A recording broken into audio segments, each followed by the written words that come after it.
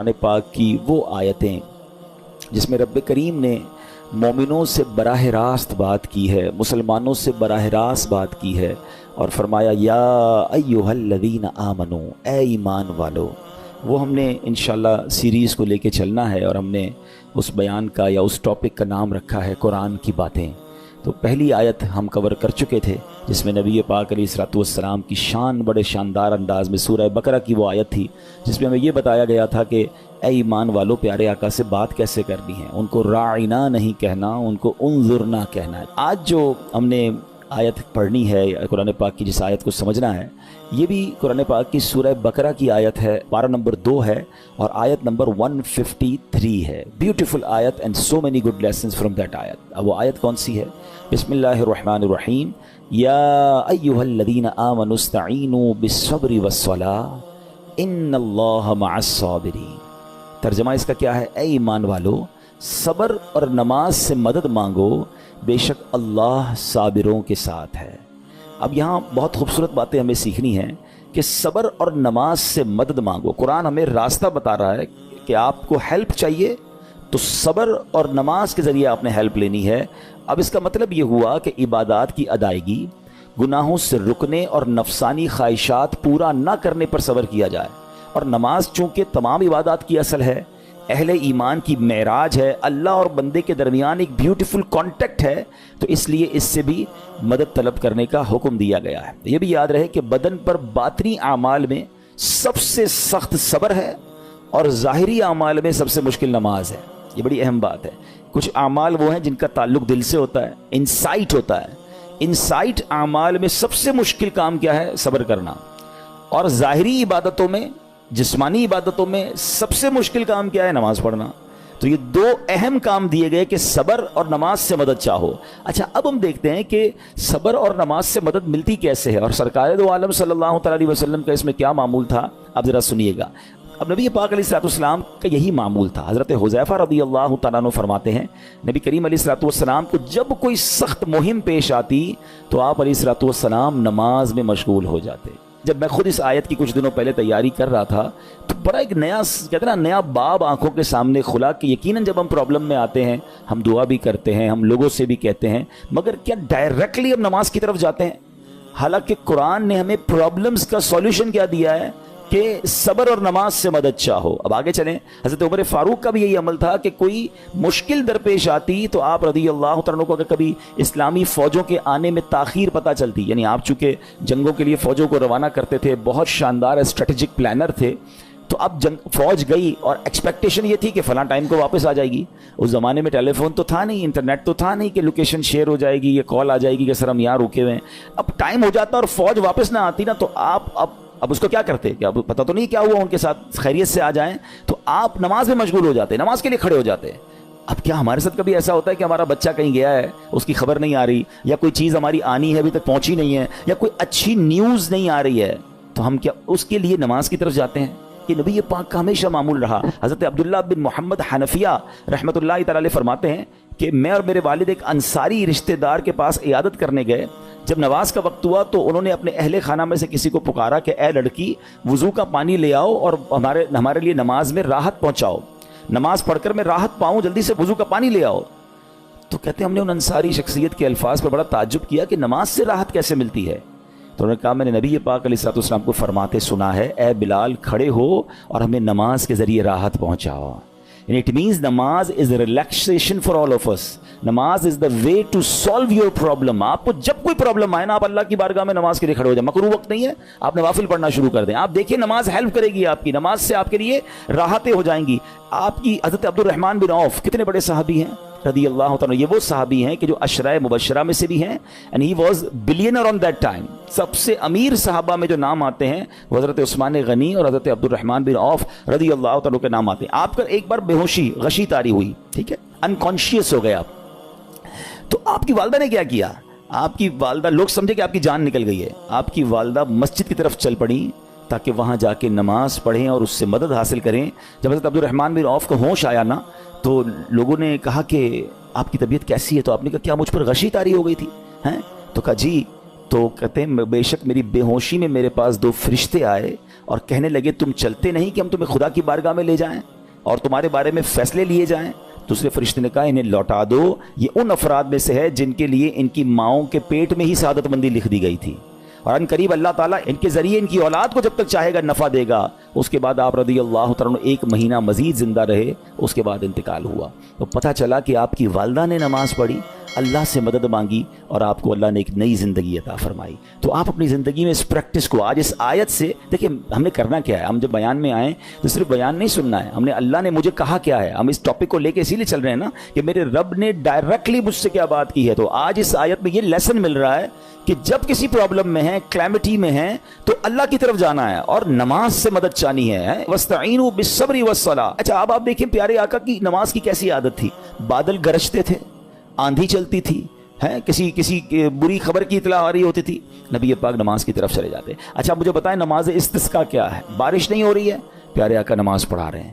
سورج گہن ہو رہا ہے، نبی پاک نماز پڑھا رہے ہیں۔ چاند گہن ہو رہا ہے، پیارے آقا نماز کی طرف۔ یعنی کس قدر اللہ کی طرف رجوع ہے۔ And whenever anything bad happen یا گوئنگ ٹو بیڈ ہیپن، ہونے والی لگ رہی ہے، کچھ بڑا ہونے والا ہے، ہمیں بھی تو خبریں آ رہی ہوتی ہے نا کہ بھائی کل بہت شدید بارش ہوگی، اللہ نہ کرے کوئی اور بری خبر ایکسپیکٹیشن ہے، آپ کو کاروبار میں کوئی ایسی خبر آنے کا ڈر ہے، یا آپ کی کوئی شپمنٹ جاری ہے، واٹ ایور آپ چاہتے ہیں ہر چیز بہتر ہو جائے۔ قرآن نے فارمولا دیا نا، وَاسْتَعِينُوا بِالصَّبْرِ وَالصَّلَاةِ، اللہ نے ڈائریکٹلی مجھے اور آپ کو کہا ہے۔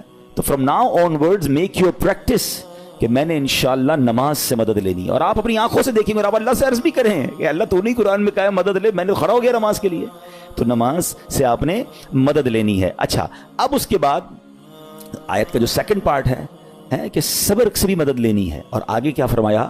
ان اللہ مع الصابرین، اللہ صابروں کے ساتھ ہے۔ سبحان اللہ، اس کا مطلب یہ ہوا کہ اللہ تعالیٰ اپنے علم و قدرت کے ساتھ ویسے تو ہر کسی کے ساتھ ہے، لیکن یہاں صبر کرنے والوں کا خاص ذکر اس لیے ہوا تاکہ انہیں معلوم ہو جائے کہ اللہ تعالیٰ ان کی مشکلات کو دور فرما دے گا، مگر کرنا کیا ہے؟ صبر کرنا ہے۔ اچھا اب صبر کے بارے میں 2 باتیں بڑی اہم ہیں کہ صبر نارملی ہم جب بھی صبر کے بارے میں سنتے ہیں تو صبر ہم کہتے ہیں یار تکلیف آئی ہے صبر کرو، یقیناً یہ بھی صبر ہے، مگر صبر کی ایک اور قسم بھی ہے جو اس سے بھی سپیریئر ہے، جو اس سے بھی افضل ہے، اور وہ کیا ہے؟ گناہ کے لیے دل چاہے، حرام کے لیے دل چاہے، نفسانی خواہشات برا کام کروانا چاہ رہی ہیں اور بندہ اس پر صبر کرے۔ یہ صبر جو ہے نا، یہ شریعت کو اور محمود ہے اور بڑا افضل ہے کہ انسان کو جی چاہے کہ فلاں گناہ کرنا ہے مگر وہ اس پر صبر کرے۔ اور دوسرا صبر وہی ہے جو ہم جانتے ہیں کہ کوئی مصیبت آ جائے، کوئی آفت آ جائے، کوئی ہمارا اللہ نہ کرے کسی سے لڑائی ہو جائے، ہمیں کوئی برا بلا کہے، ہم اسے معاف کر دیں، صبر کریں، یا جسمانی تکلیف ہے، کاروبار میں پرابلم ہے، ہم اللہ کی رضا پر راضی رہیں۔ تو یہ 2 قسم کے صبر ہیں، اور جب کوئی بندہ صبر کرتا ہے نا تو قرآن و حدیث اور بزرگان دین کے اقوال سے میں اب آپ اس کے 10 فائدے بتانا چاہتا ہوں۔ میں کہتا جاؤں گا، آپ اللہ کے ذکر کی نیت سے سبحان اللہ بھی کہتے رہیں، جنت میں درخت بھی لگاتے رہیں، ٹھیک ہے؟ اللہ تعالیٰ صبر کرنے والوں کے ساتھ ہے، صبر کرنے والے کو اس کے عمل سے اچھا اجر ملے گا، صبر کرنے والے کو بے حساب اجر ملے گا، صبر کرنے والوں کی جزا دیکھ کر قیامت کے لوگ حسرت کریں گے، صبر کرنے والے رب کریم کی طرف سے درود و ہدایت اور رحمت پاتے ہیں، صبر کرنے والے اللہ کو محبوب ہیں، صبر آدھا ایمان ہے، صبر جنت کے خزانوں میں سے ایک خزانہ ہے، صبر کرنے والے کی خطائیں مٹا دی جاتی ہیں، اور صبر ہر بھلائی کی کنجی ہے۔ اب آتے ہیں ان دونوں صبر کو تھوڑا سا ڈیفائن کرتے ہیں۔ ایک نفسانی خواہشات، گناہ کا جی چاہتا ہے، کیونکہ نفس ہے نا وہ تو ہر وقت موج مستی چاہتا ہے، وہ تو ہر وقت چاہتا ہے جناب بس یہ بھی کام کر لوں وہ بھی کر لوں۔ اب مجھے یہ دیکھنا ہے کہ میرا یہ کام اللہ کو راضی کرے گا یا رب کو ناراض کر دے گا۔ لیکن جو نفسانی خواہشات پر صبر کرتا ہے نا، گناہ سے اپنے آپ کو بچاتا ہے، قرآن کیا کہتا ہے؟ وَأَمَّا مَنْ خَافَ مَقَامَ رَبِّهِ وَنَهَى النَّفْسَ عَنِ الْهَوَىٰ فَإِنَّ الْجَنَّةَ هِيَ الْمَأْوَىٰ، اور رہا وہ جو اپنے رب کے حضور کھڑے ہونے سے ڈرا اور نفس کو خواہش سے روکا تو بے شک جنت ہی اس کا ٹھکانہ ہے۔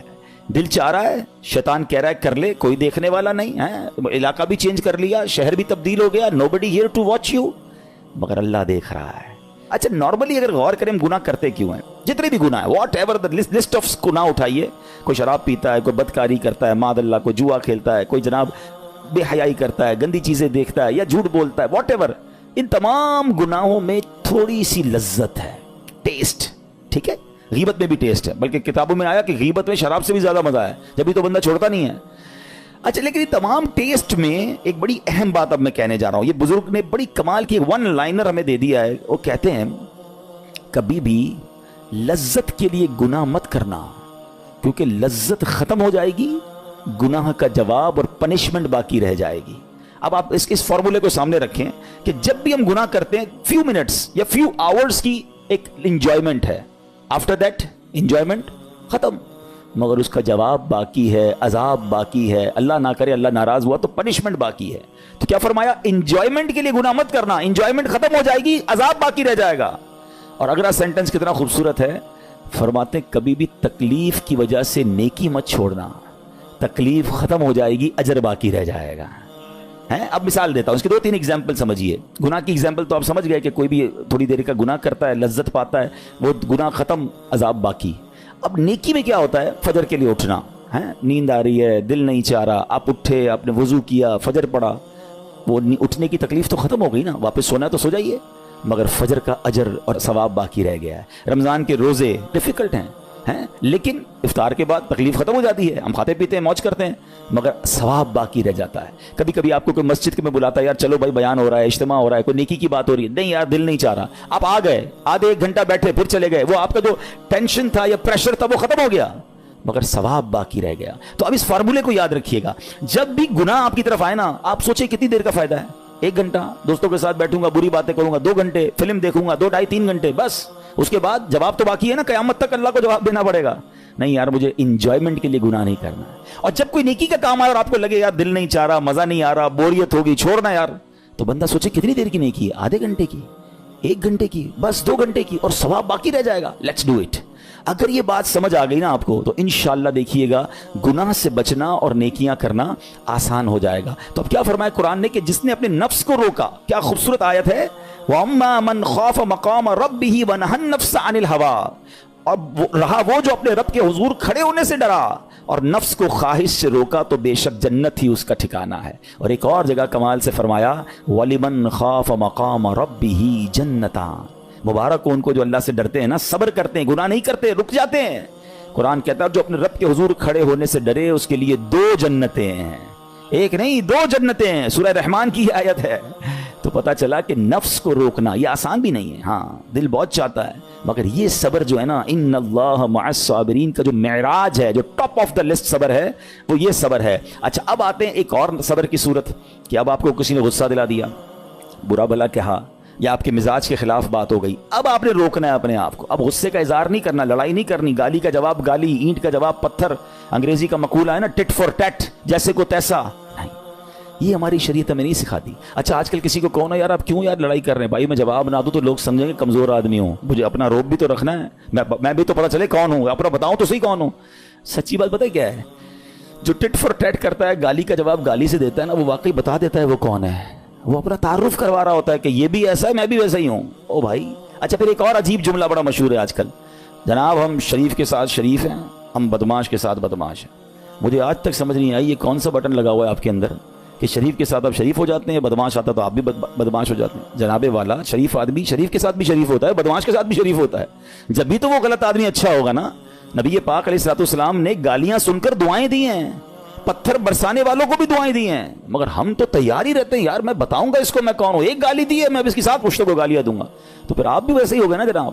حدیث پاک کیا ہے، ہو از مور اسٹرانگر، ہو از مور پاورفل۔ اللہ کے حبیب علیہ الصلوۃ والسلام فرماتے ہیں کہ بہادر وہ نہیں، یہ بخاری شریف کی حدیث ہے، بہادر وہ نہیں جو پہلوان اور دوسرے کو پچھاڑ دے، بلکہ بہادر وہ ہے جو غصے کے وقت اپنے آپ کو قابو میں رکھے۔ اصل بہادری یہ ہے۔ تو اگر آپ نے واقعی صبر سے مدد لینی ہے، ان اللہ مع الصابرین کا مجدہ لینا ہے، تو بدلے نہیں لینا ہے، معاف کرنا ہے۔ ذرا مل کر میرے ساتھ شب قدر کی دعا دہرائیے گا، اللہم انک عفو کریم تحب العفو فاعف عنی، اللہم انک عفو کریم تحب العفو فاعف عنی، اللہم انک عفو کریم تحب العفو فاعف عنی۔ What is the meaning? اس دعا کا معنی کیا ہے؟ اللہم انک عفو، اے اللہ تو معاف کرنے والا ہے، تحب العفو، معافی کو پسند کرتا ہے، فاعف عنی، اللہ مجھے بھی معاف کر دے۔ ہم کیا کہہ رہے ہیں اللہ سے؟ اللہ مجھے معاف کر دے اور میرے سارے اگلے پچھلے گناہ معاف کر دے، مگر دیر از اے کوسچن، آپ نے معاف کر دیا سب کو؟ بندہ کہتا نہیں میں تو انتظار میں بیٹھا ہوں, میں تو موقع کی تلاش میں, بس موقع ملے پھر بتاؤں گا میں کون ہوں. ہاتھ میں آ نہیں رہا بندہ, ٹرائی کر رہا ہوں کسی جگہ آ جائے, بس کوئی اس کے پیسے ویسے آ جائیں, کوئی اس کا معاملہ میرے پاس آ جائے, بس پھر دیکھو کیا کرتا ہوں. بیٹھے اس انتظار میں بیٹھے بہت سارے لوگ, کمال ہے یار. یعنی دشمنیاں پالی ہوئی ہیں, رشتہ داریاں کاٹی ہوئی ہیں, دوستوں کے پاس جا نہیں رہے ہیں, میاں بیوی میں لڑائی ہے, ایک سوری کے لیے بیوی گھر بیٹھی ہے, وہ کہتی شوہر سوری کہہ دے تو میں آ جاؤں گی, شوہر کہتا ہے بیوی معافی مانگ لے تو میں لے آؤں گا. ارے بھائی کوئی بھی آگے بڑھ کے معافی کر لو بھائی, اللہ سے معافیاں مانگ رہے ہو, بندوں کو معاف کرنے کے لیے کوئی تیار نہیں ہے. مجھے خود بتائے نا یہ کیسی دعا ہے کہ اے اللہ تو مجھے معاف کر دے, میں نے کسی کو معاف نہیں کرنا. یہ بنتی ہے دعا؟ اللہ سے پتہ ہے کیا کہیں, اے اللہ میں نے بندہ ہو کر تیرے سارے بندوں کو معاف کر دیا ہے, تو سب سے بڑا معاف کرنے والا ہے نا, اللہ تو بھی مجھے معاف کر دے. Look at the way to talk, یہ مزہ ہے نا بات کرنے کا, پھر دعا کرنے کا لطف بھی آئے گا آپ کو. تو دشمنیاں نہ رکھیں, غصے پر قابو پائیں, معاف کریں. ایک حدیث سن لیجئے, لرزا دیتی ہے, ڈرا دیتی ہے. اللہ کے نبی علیہ الصلوۃ والسلام فرماتے ہیں جو رحم نہیں کرتا اس پر رحم نہیں کیا جاتا. حدیث کا خلاصہ ہے. اور جو معاف نہیں کرتا اسے معاف نہیں کیا جاتا. اب بتائیے ہم معاف کرتے ہیں, ہم رحم کرتے ہیں؟ ہم کہتے ہیں اللہ ہم پر رحم کرے, ہم کسی پر رحم نہ کریں. نہیں ہوگا رحم, پہلے اپنے اندر تو لائیے یہ باتیں. اب ایک آیت سنیے گا اس کے تحت ایک واقعہ, اور پھر میں بیان کو کنکلوڈ کرتا ہوں. اللہ کریم ارشاد فرماتا ہے الذین ينفقون فی السراء والضراء والکاظمین الغیظ والعافین عن الناس واللہ یحب المحسنین. قرآن میں رب فرماتا ہے وہ جو خوشحالی اور تنگ دستی میں اللہ کی راہ میں خرچ کرتے ہیں. یہ بڑی خوبصورت بات ہے, یہ غریب اسلامی بھائیوں کے لیے بھی مدنی پھول ہے. امیر تو خرچ کرتا ہے نارملی, غریب خرچ نہیں کرتا اللہ کی راہ میں. ہمارے قبلہ مفتی قاسم صاحب نے تفسیر قرآن صراط الجنان میں ایک بڑی پیاری بات لکھی. آپ کہتے ہیں پوری دنیا کے امیروں کا سروے کر لینا, ان کی جو پیسے بڑھنے کی ایک وجہ یہ بھی ہوتی ہے کہ وہ کہیں نہ کہیں چیریٹی کر رہے ہوتے ہیں, مدد کر رہے ہوتے ہیں. وہ مدد اور وہ نیکی ان کے پیسے بڑھا رہی ہوتی ہے. اور پوری دنیا کے غریبوں کا سروے کریں تو ان میں سے بڑی تعداد وہ جو خرچ ہی نہیں کرتی اللہ کی راہ میں. کہتے ہیں ہم کیا خرچ کریں, ہم تو غریب ہیں, ہم پر لوگ خرچ کریں. میں آپ کو فارمولہ دے رہا ہوں اور یہ قرآن سے دے رہا ہوں. جو تنگی میں بھی اللہ کی راہ میں خرچ کرتے ہیں, جو خوشحالی میں بھی خرچ کرتے ہیں. آپ تنگی میں آپ روپیہ خرچ کریں, یہ نہیں کہتے آپ 10,000 روپے خرچ کریں, جتنی آپ کی حیثیت. یہ کاروبار ہے, آپ 1 روپیہ دیں گے اور آئے گا, آپ 10 روپے دیں گے اور آپ کسی نہ کسی نیکی کے کام میں خرچ کرتے رہیں, آپ غربت سے باہر آ جائیں گے. If you want to take out yourself from that problem, آپ آئیں اللہ کی راہ میں خرچ کرنا شروع کریں. قرآن کہہ رہا ہے کہ جو تنگی اور خوشحالی میں اللہ کی راہ میں خرچ کرتے ہیں. اور اگلا پارٹ کتنا خوبصورت ہے, فرمایا والکاظمین الغیظ والعافین عن الناس, فرمایا اور غصہ پینے والے اور لوگوں سے درگزر کرنے والے. انعام کیا ہے, واللہ یحب المحسنین, اور اللہ نیک لوگوں سے محبت فرماتا ہے. اور پھر ہاں زندگی میں کلیمٹیز, پرابلم, بیماریاں, مشکلیں, قرآن خود کہتا ہے کہ من قریب تمہیں آزمائیں گے. کبھی بیماری آئے گی, کبھی بھوک آئے گی, کبھی مال کم ہو جائیں گے, کبھی ڈسٹربنس آئے گی, خوف آ جائے گا.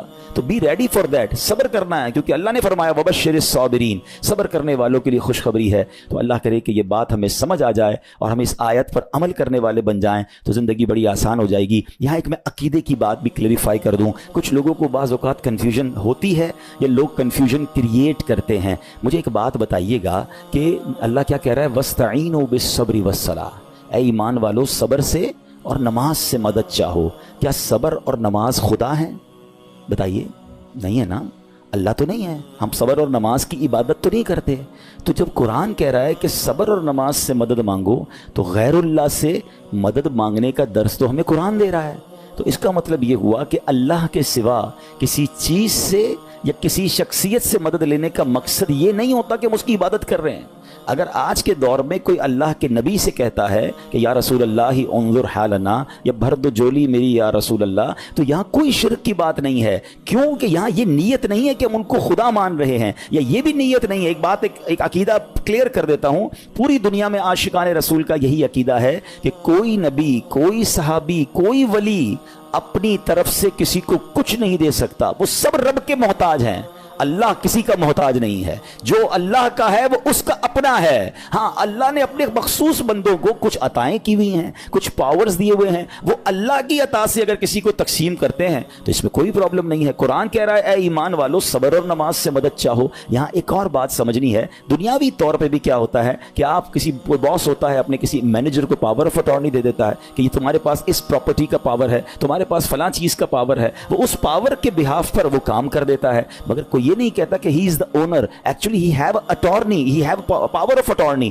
بالکل ہمارا بھی عقیدہ یہ ہے کہ اللہ نے اپنے کچھ مخصوص بندوں کو, اپنے پیاروں کو کچھ اختیارات عطا فرمائے ہیں, اور جب وہ ان اختیارات پر عمل کرتے ہیں تو ایکچولی وہ اللہ ہی کی عطا ہے. ہاں, دنیا میں اگر کوئی یہ سمجھتا ہے کہ کوئی شخصیت یا کوئی بزرگ یا کوئی اللہ والے اپنی طرف سے دیتے ہیں, رب کا اس میں کوئی دخل نہیں, تو یہ شرک ہے, یہ بات درست نہیں ہے. ہمارا سب کا عقیدہ یہ ہے کہ جو کچھ دنیا میں اگر کسی ولی, نبی, صحابی کے پاس ہے وہ رب کا دیا ہوا ہے, رب کی عطا ہے, رب ان کو دیتا ہے, رب کو کوئی نہیں دیتا. رب کے پاس جو کچھ ہے وہ اس کا اپنا ہے. تو یہ کانسیپٹ بھی کلیئر ہوتا ہے قرآن پاک کی اس آیت سے.